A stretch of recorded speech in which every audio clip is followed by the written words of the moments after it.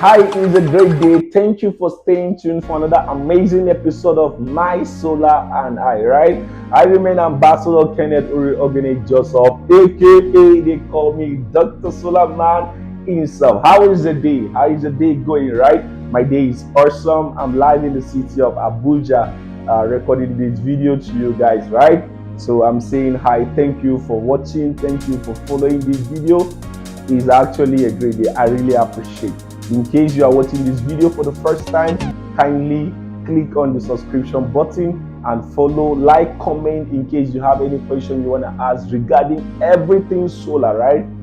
Drop your question and I will do justice to that, your question, right? And thank you for staying tuned once again to the episode of My Solar and I today. On today's episode, we'll be looking at how to calculate the working duration of your battery. A lot of people ask me, Dr. Solar, how many hours is my inverter supposed to last? Even core engineers do call me, Dr. Solar, my client is asking me, how many hours is his battery supposed to last? It's most frequent asked question. A lot of people ask, maybe you too, you're actually interested. That's why you are watching this video, right? And right now we're going to look at that, right? So number one step for you to know the hours of usage. Number one key thing is to know your total energy consumption. You need to know the energy consumption of your house. That will lead us to know the exact hours, right? And in case for you to understand this video perfectly, please go and watch my other video I titled on how to know the course and some of the key things you know before installing solar, right? You can click and watch that video. You're gonna have a lot of enlightenment as you are watching this video, right? Okay, thank you once again for staying tuned, right? Okay, the first step for you to know your battery duration, like I said earlier, number one is to know your total energy consumption, right? And that will lead us to coming here to the board. For example, this is my load chart, my total energy consumption in my own house, right? In case you are watching this video, you can also have your own data sheet so that you can do your own calculation, right? In my house, one of the key things and popular thing I have, and even you, I believe you have in your house, is the light bulbs.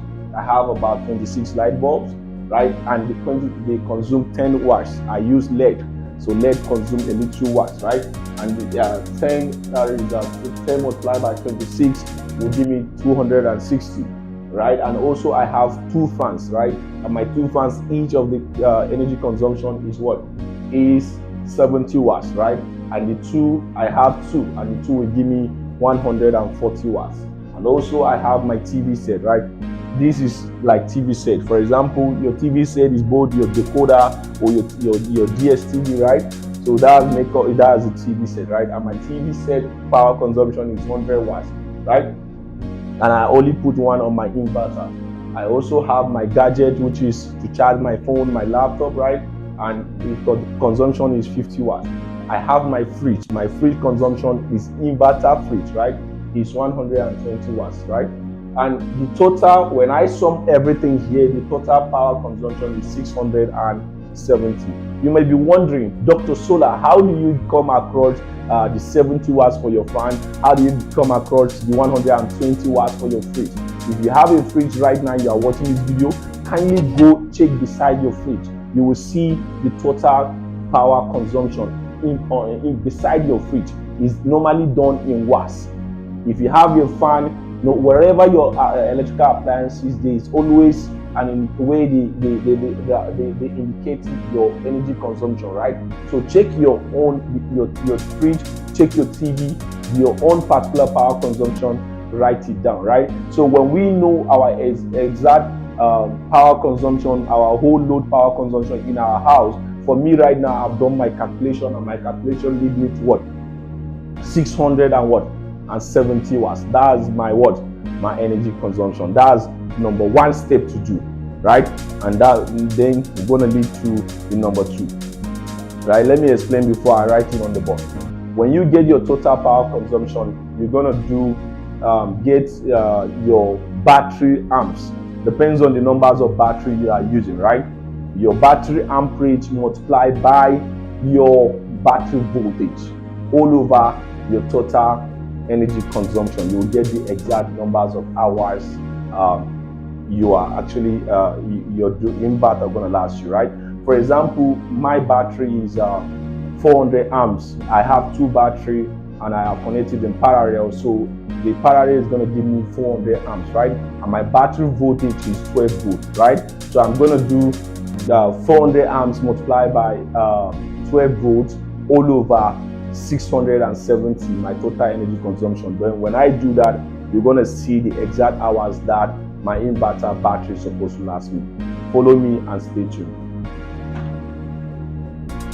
Okay guys, we have already gotten our total power consumption, which is 670, right? And I say after getting, and also for me, my total amperage for my battery is 400 amps, right? And I told you to know the numbers of hours. You're going to multiply your total battery amperage multiplied by the voltage of your battery all over your total power consumption, right? So this is what I'm trying to explain here, right? Like I said, the battery amperage multiplied by the voltage of the battery, right? And in all over the total power consumption. For example, that is here. My own battery is two batteries, right? And I parallel each of the batteries is 200 amps. That's why I get the 400 amps, right? So the 400 amps multiplied by the battery voltage, 12 volts all over my total power consumption, which is what, 670, right? So that will give me, if you have your calculator, punch it, 400 multiplied by 12 all over 670 is going to give you 7.16, so approximately 7.2, right? So if I'm running on this load, this exact load, right? So mind you, if I minus one load out of this, the hours is going to differ, right? So most of the times, for we to get the exact numbers of hours, you need to run based on that exact load calculation that this whole thing has been done on, right? So 400 multiplied by 12 all over 670 is going to give us 7.2, right? Which is the hours, our battery duration. If I'm running on this load, my fridge, my fan, my TV, and the 10 bulbs is going to last me for 7 hours 2 minutes, right?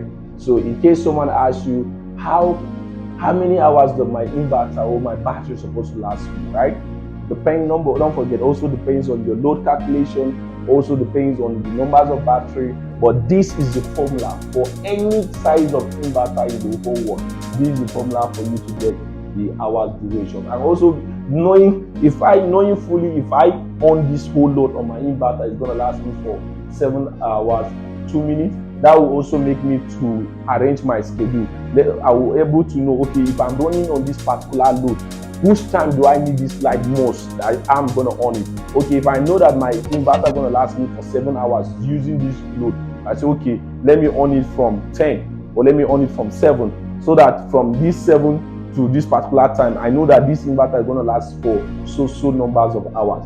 If you wanna change the hours, just you might able to reduce the load or increase it. So if you reduce the load that is on this system, the hours is going to even be more than 7 hours, right? So the higher the load on the system, the lower the duration, and right, and the lower the load. The lower the load, the higher duration, and the higher the load, the lower the working duration. I believe this video have added value to you.